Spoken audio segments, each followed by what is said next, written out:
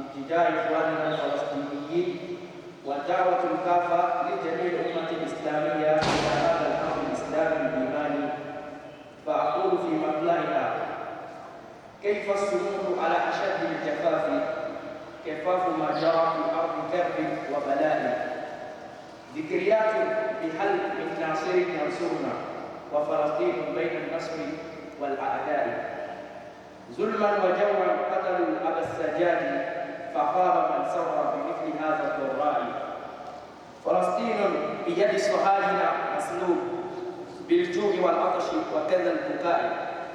فلسطين جدير بالأمن والأمان. فلسطين أليس فيها أقصى العلاء. إسرائيل تقاتل الشيوخ والرضاع كما فعل بالفتيل في أرض البلاء. آباء وأبناء مقتولون بدوام وكذلك قتل البنات والنساء. فأين مدائن الدين والإسلام؟ أمن الله أم من الصهاينة الجزاء؟ أين مكث النبي والحجاج؟ قوموا لله بلزومه أكف البراء. براء من إسرائيل وأوليائه وانتقموا ممن للإسلام أعداء. وأين المسلمين قاطبة لفلسطين نقوم وما لنا من فراء. تأملوا في غزوة بدر وهنين اتهام المسلمين قد رفع اللواء. فيا إسرائيل قد حان الإدفاع ويبقى الروم حرا ولو مسه ضراء. اللهم انصر فلسطين الأشراف وكن شاهدا لما أيد الأعداء. الأجل يا صاحب الزمان للقسط والعدل بين الأرض والسماء. كلنا فلسطين. D'être au milieu des professeurs, des enseignants et des étudiants de l'Université internationale Al-Mustafa à Grand Bassam. ما مدتی است که اخبار و مسائل در خصوص فلسطین و ظلمی که به مردم مظلوم این منطقه میشه رو در جرائد و تلویزیون و رسانه‌های گروهی می‌بینیم و می‌شنویم. Ça fait un bon moment qu'on voit à travers les médias, dans l'actualité, dans les journaux, on voit l'oppression qui se fait au peuple palestinien. خب همه ما می‌دونیم که در 7 اکتبر در یک اقدام پیش‌دستانه و غافلگیر کننده نیروهای حماس حمله کردند و توانستند هیمنه‌ای که رژیم صهیونیستی برای خودش از لحاظ امنیتی و نظامی ایجاد کرده بود این رو بشکنند و ضربات شدیدی رو به این رژیم اشغالگر بزنند که به نظر می‌رسه که این شکست تا ابد در تاریخ این رژیم منحوس باقی بماند. Nous avons constaté que le 7 octobre, les jeunes de Hamas ont attaqué la Palestine, attaqué l'Israël et ils ont cassé l'influence que Israël avait au niveau de la sécurité.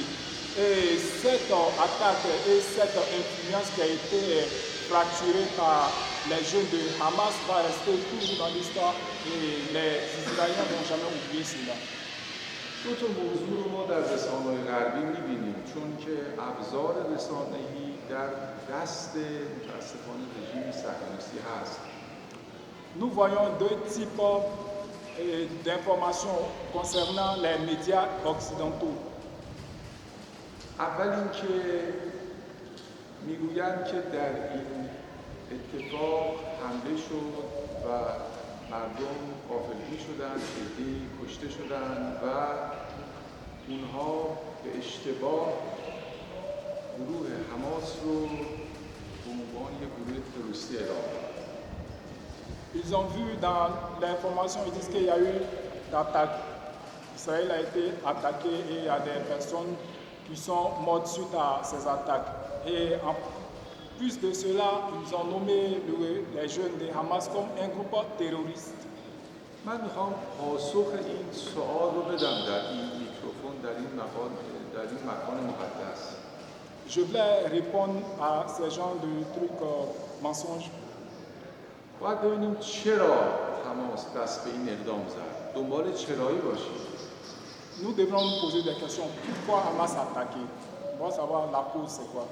هممون میدونیم بیش از 70 ساله که فلسطین در اشغال رژیم صهیونیست است. Nous savons que ça fait plus de 70 ans que Hamas, Palestine est occupée par les Israéliens, plus de 70 ans. مردم غزه حدود 16 سال در یک منطقه حدود 360 کیلومتر مربع زندان شدند. Les gens, les Palestiniens, ça fait plus de 16 ans qu'ils sont encerclés dans un endroit, un territoire de 360 km². تصور کنید بیش از 2,300,000 نفر انسان در یک مکان حدود 360 کیلومتری مربع بدون هیچ گونه امکانات در حصار کامل. Imaginez plus de 2 millions de personnes dans un territoire de moins de 360 km depuis des années. بیشترین تراکم جمعیت در این منطقه است در نسبت به کل جهان. Cet endroit contient la plus grande population du monde. بالاترین نرخ بیکاری در جهان در این منطقه است. Le taux de chômage le plus élevé dans le monde se trouve à Gaza, dans ce lieu. این منطقه به خاطر شیطنت رژیم صهیونیستی از امکان برق، آب و سوخت محروم است. Et tout ça à cause des faits d'Israël. Ces personnes sont privées de l'eau et de l'électricité. و هر موقع اراده بکنه جلوی انتقال برق، آب و سوخت رو به این منطقه میگیره. Et à chaque moment qu'ils veulent, ils coupent l'eau, ils coupent l'électricité et même ils empêchent le carburant. چرا که الان بعد از این اتفاق از 72 رژیم صهیونیستی انتقال برق، آب آشامیدنی، سوخت و همه حتی بیمارستان‌های اینجا برق ندارن برای اینکه بیماران و کودکان رو معالجه بکنن. Après 7 octobre, ils ont coupé l'électricité, l'eau et même le carburant non plus. Même les hôpitaux là-bas n'ont pas d'électricité pour pouvoir soigner les enfants. این رژیم سالهاست که دست به جنایت میزنه، مردم بیگناه رو دستگیر میکنه، به مقدسات آنها توهین میکنه و بیشترین جرم و جنایت نسبت به اینها انجام میده. Ce régime, ça fait plusieurs années qu'ils commettent des crimes là-bas et il manque de respect aux monuments et il manque de respect aux monuments islamiques. از یک طرف اینها سرزمینشون اشغال شده، پس حق دفاع از خودشون داره. D'une part, ils sont venus occuper les terres, donc ils ont le droit de se défendre. از طرف دیگه رژیم صهیونیستی به قدر اینها رو تحت فشار در این سال‌های طولانی گذاشته که اینها رو به حالت انفجار رسونده. Et d'une autre part aussi, ils ont tellement mis la pression sur eux, donc ça arrivait à un moment qu'il fallait qu'ils s'exposent. علت اصلی رو که اگر کسی بخواد درک بکنه دو چیز اشغالگری و رفتار غیر انسانی این رژیم نسبت به مردم مظلوم است. Donc si on veut savoir, il y a deux choses. C'est d'abord l'occupation de la terre des Palestiniens et aussi leurs comportements qui ne sont pas humains envers les Palestiniens. این اولین شبهه‌ای که ایجاد می‌کنم. پس در واقع این عمل اونها در 7 اکتبر یک واکنش بوده، یک دفاع از خود بوده و یک دفاع مشروع هست. D'abord, donc, concernant ce qui s'est passé le 7 octobre, c'était une manière de se défendre et ils avaient le droit aussi de se défendre, c'est légal. یک پیام دیگری هم داشت و اینها نشون دادن که یک گروه با امکانات محدود توانستن هیمنه و اون قدرت پوشالی این رژیم رو در هم بشکنن. Il y a un autre message aussi, c'est celui qui montre que juste un petit groupe a pu casser l'influence d'Israël. این مشکلی است که به این سادگی رفع نمیشه. Donc ça, c'est un problème qui ne sera pas relevé dans la simplicité. حالا رژیم صهیونیستی به دنبال ایجاد رو با گرفتن کشتار بیشتر است. Donc le régime israélien sont à la recherche de pouvoir tuer plusieurs personnes. و به شکل کور و دیوانه‌وار مناطق مسکونی فلسطین و نوار غزه رو مردم نگاه می‌کنن، اونها رو بمباران می‌کنن. Et d'une manière aveuglement et d'une manière de folie, ils bombardent dans les endroits, les habitations. اخیراً من نگاه کردم توی اخبار حدود 4000 نفر از مردم مظلوم این منطقه شهید شدند. Tout récemment, j'ai vu dans les médias, il y a plus de 4000 personnes qui ont été tuées. این یک فاجعه است. Ça, c'est un crime. این یک نسل‌کشی است. C'est une manière de tuer une population. این یک جنایت آشکاره. C'est un crime qui est très clair. ما به عنوان مسلمان و اصلا به عنوان یک انسان نمی‌توانیم بی‌تفاوت باشیم. Moi, étant des musulmans et surtout étant un être humain, on ne peut pas être sans position dans ces genres de cas. وظیفه ما روشنگری است. Notre devoir, c'est d'informer les gens, de mettre la lumière concernant ce qui se passe. ما نباید بی‌تفاوت باشیم. On ne doit pas être impartial dans ce cas. باید حرکت کنیم به این معنا که روشنگری بکنیم. On doit bouger, on doit faire des activités pour que la chose soit claire, ça soit clarifié pour les personnes. رژیم صهیونیستی تمام ابزار رسانه رو در اختیار داره. Le régime sioniste, ils ont tous les moyens médiatiques sont à leur disposition. کشورهای غربی ازش حمایت می‌کنن. Les pays occidentaux les protègent. ما هم باید بیکار نشیم، ما هم باید در افکار عمومی گفتگو کنیم، در فضای مجازی حرکت کنیم و نشان بدیم چهره واقعی این رژیم منحوس. Nous également, on ne doit pas rester comme ça, on doit bouger, on doit aussi parler, expliquer les gens dans les réseaux sociaux et autres. نکته بعد میگویم که این ایران هست که به اینها سلاح میده. L'autre point, c'est que c'est l'Iran qui donne de l'arme à ces personnes, il leur fournit des armes. پاسخ این نکته این است که La réponse de cette diffamation est ما حمایت میکنیم از ملت مظلوم فلسطین و آرمان این کشور. nous défendons la population opprimée de Palestine. حمایت ما چیز پوشیده‌ای نیست. Notre soutien vers Palestine, ce n'est pas quelque chose qui est caché. به قول فرمایش مقام معظم رهبری ما بازو و پیشانی مردم غیور این کشور رو می‌بوسیم. Selon le dit du clergé, le guide suprême Ayatollah Khomeini, il dit, Ayatollah Khamenei, nous embrassons le front des Palestiniens. چرا؟ چون اینها از خودشون غیرت نشان دادن. Pourquoi? Parce que ces personnes, ils ont montré la jalousie de leur part. اما این به این معنا نیستش که ما این اقدام رو کردیم. نه، اینها خودشون تصمیم گرفتن. Et cela ne veut pas dire que c'est nous qui avons fait cela. Non, c'est eux-mêmes qui ont pris la décision. این اقدام نتیجه رفتار وحشیانه این رژیم بود. Les actes, c'est le résultat des activités, animosités de trucs des Israéliens qui ont causé cela. این نکته را باید بدانیم که الان بیش از 16 ساله که منطقه غزه که گفتم 300 شهر کاملا در محاصره نیروهای پلیس و امنیتی رژیم صهیونیست است. Concernant Gaza que j'avais déjà souligné, l'endroit, ça fait plus de 16 ans, l'endroit qui contient 360 mètres carrés est encerclé avec des soldats israéliens. حتی رفت آمد افراد اینا به بدترین شکل ممکن بازرسی و کنترل. Même aller-retour des gens, le fait de bouger seulement, ils surveillent tout, ils fouillent tout. Les personnes qui doivent faire les va-et-vient doivent circuler, ils surveillent tout, tout est fouillé. یک نکته رو اونها غافل بودن. Ils ont oublié un point.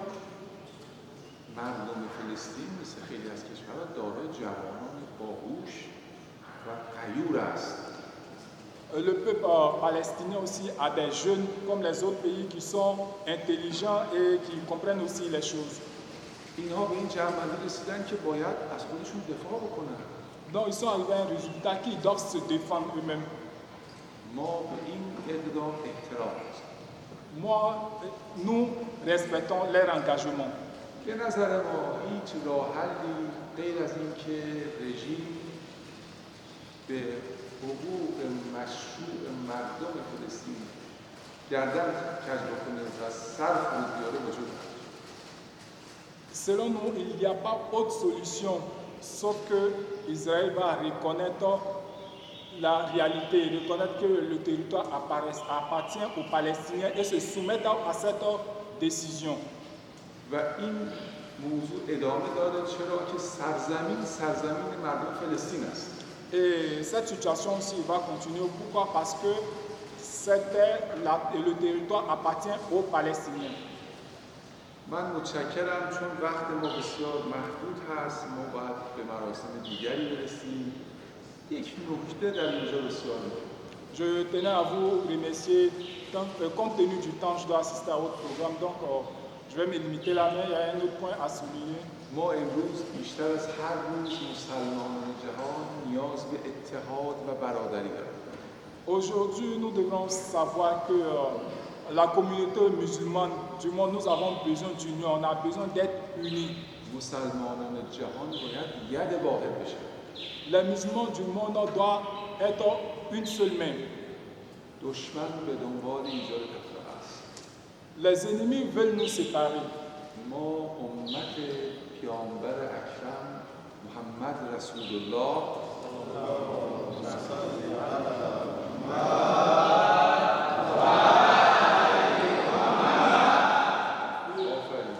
بسیار صلوات محکم و قرایی. Oui, bravo, c'était une salawat qui était bien, qui était solide. پس یک صلوات محمدی دیگر بفرستید. Donc, on va continuer.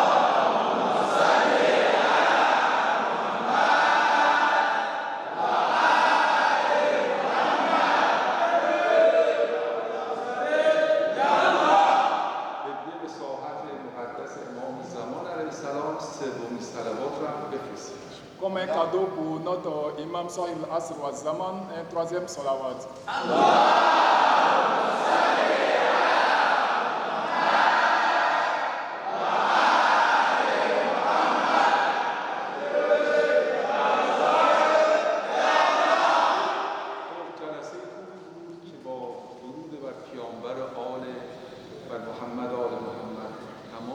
اگر دوستان خیلی خلاصه کسی سوالی داره بفرمایید وگرنه ما بریم که به جلسه بعدی برسیم. من در خدمتم. C'est une bonne assise qui s'est terminée avec la prière sur le Saint Prophète et sa Sainte Famille. Donc, de manière brève, si quelqu'un a une question, il est à votre disposition. أريد أن أسأل يعني إلى أي مستوى إذا وصلت المسجد إسرائيل سوف إيران والمقاومة سيتدخلون. شنو بسيطة جاي تقولون مستوى السيدكي إيران لا حزب الله خب ببینید این سوال سختی است. C'est une question très difficile. ببینید رابطه ما با گروه‌های مثل حزب الله رابطه فرمانده و سرباز نیست. Il dit notre lien, notre rapport avec le groupe de Hezbollah, c'est pas un rapport de trucs comme on appelle commandant et trucs à ces éléments.